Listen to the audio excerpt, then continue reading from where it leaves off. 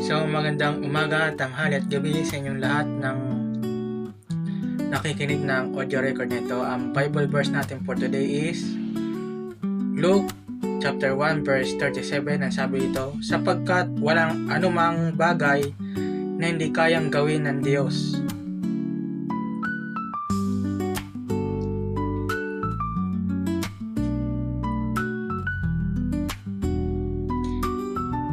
Jeremiah 29 verse 19, sapagkat batid kong lubos ang mga plano ko para sa iyo, mga planong hindi ninyo ikakasama, kundi para sa inyong ikabubuti. Ito ay mga plano magdudulot sa inyo ng kinabukasang punong-puno ng pag-asa.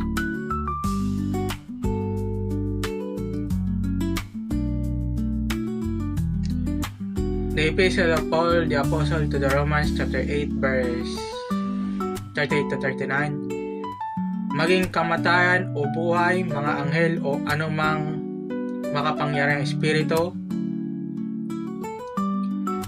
ang kasalukuyang panahon o ang hinaharap, ang mga kapangyarihan, ang mga nasa itaas o mga nasa ibaba, o kahit ano pang mga bagay sa buong mundo ay hindi makapaghihiwalay sa atin sa pag-ibig ng Diyos.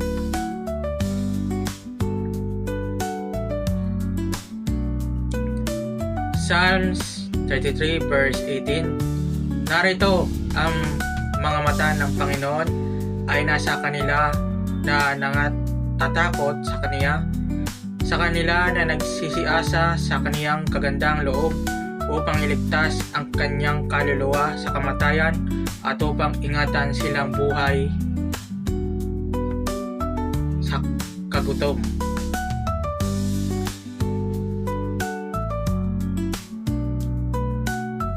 The Epistle of Paul to the Romans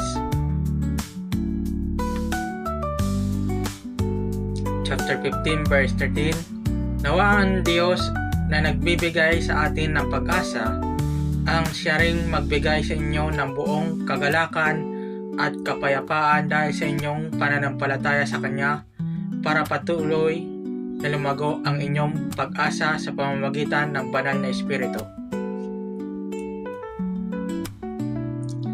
So, yan lamang po ang Bible verse natin for today. Maraming pong salamat sa pakikinig.